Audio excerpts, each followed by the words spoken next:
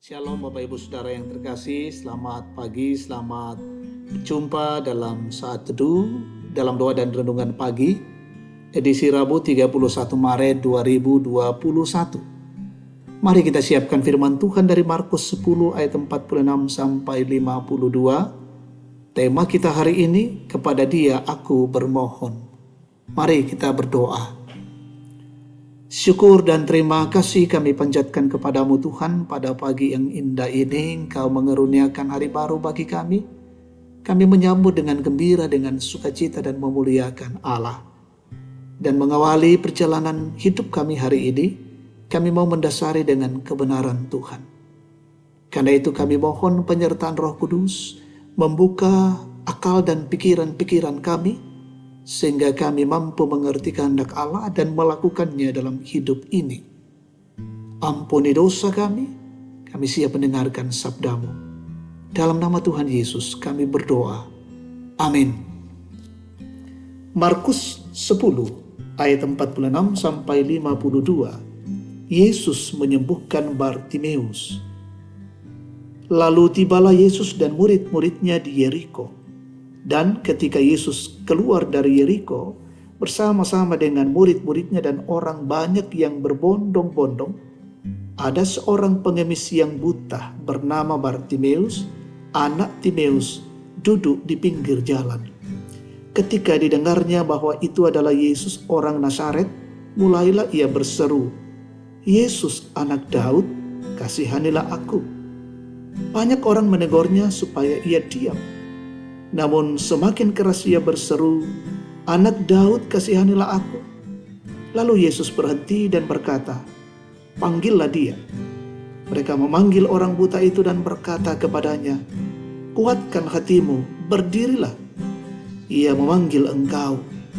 Lalu ia menanggalkan jubahnya, ia segera berdiri dan pergi mendapatkan Yesus.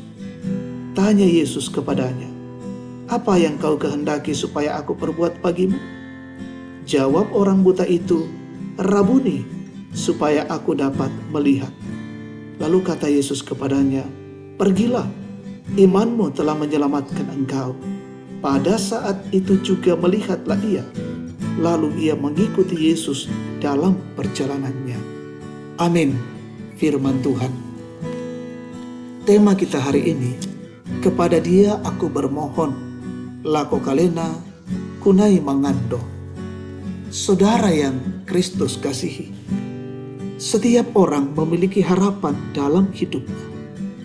Harapan untuk memiliki kehidupan yang lebih baik, memiliki kehidupan yang layak, kedudukan atau pekerjaan, memiliki relasi yang baik, dan lain-lain sebagainya. Harapan-harapan yang kita miliki membuat kita berusaha untuk mewujudkannya. Lalu apa yang menjadi harapan seorang yang mengalami kebutaan seperti Bartimeus? Bartimeus adalah seorang pengemis buta yang duduk di pinggir jalan, meminta sedekah kepada orang yang lewat. Ia hidup dari belas kasihan orang lain. Apakah Bartimeus kehilangan harapan dengan keadaannya yang buta? Tentu tidak. Ketika ia mendengar bahwa yang lewat saat itu adalah Yesus orang Nazaret, maka dengan hati yang penuh pengharapan, ia meminta Yesus untuk mengasihaninya. Perkataan orang banyak yang menyuruhnya diam tidak menghalanginya untuk tetap meminta belas kasihan Yesus. Dan karena keteguhan hatinya, maka Yesus memanggilnya dan bertanya kepadanya, apa yang ia kehendaki supaya Yesus perbuat baginya. Bartimeus menjawab, "Rabuni, supaya aku dapat melihat." Inilah harapan Bartimeus, bahwa ia ingin melihat, dan dari permintaan Bartimeus kita bisa melihat bahwa ia percaya Yesus orang Nazaret itu sanggup menyembuhkannya. Ia tidak melihat tetapi mendengar tentang kemahakuasaan Tuhan, dan ia percaya akan hal itu. "Pergilah, imanmu telah menyelamatkan engkau," kata Yesus kepada Bartimeus, dan saat itu melihatlah ia dan mengikuti Yesus dalam perjalanan. Harapannya tidak sia-sia, dan karena imannya maka ia memperoleh kesembuhan. Saudara yang Tuhan kasihi, dalam menjalani kehidupan yang penuh dengan kegagalan, jangan pernah membuat kita berhenti berharap dan bermohon kepada Tuhan. Sampaikanlah kepada Dia sebab firman-Nya, apa yang kau kehendaki, aku perbuat bagimu. Amin. Mari kita bersyukur, kita berdoa. Ya Tuhan Allah di sorga, kami patut bersyukur atas firman-Mu yang boleh kami dengarkan dan renungkan pada pagi ini. Sungguh memberikan kehangatan bagi kami, pengajaran-pengajaran yang begitu indah dan menguatkan kami dalam menjalani kehidupan ini yang dipenuhi oleh berbagai kegagalan, keputusasaan dan penderitaan. Tetapi itu tidak membuat kami berhenti berharap dan bermohon kepada Tuhan. Kami selalu menggantungkan hidup pengharapan kami pada Allah. Karena pada Allah ada kekuatan, pada Allah ada selalu jalan yang terbaik. Peliharakan hidup kami hari ini dan keluarga kami seutuhnya Tuhan. Pekerjaan dan aktivitas kami, mampukan kami untuk melakukannya dengan baik. Anak-anak kami yang berjuang dalam pendidikan, berjuang dalam bangku kuliah, mencari pekerjaan dan yang bekerja, peliharakan semua mereka selalu sehat. Umat-Mu dimanapun mereka berada, mungkin ada yang sakit Tuhan sembuhkan, yang lalai Tuhan ketuk batin mereka, yang mengalami kedukaan hiburkan, yang mengalami berbagai kondisi bergumul, topang dengan kasih-Mu.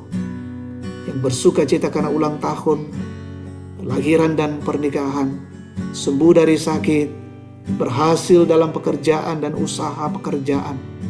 Tuhan sempurnakan syukur anak-anak-Mu.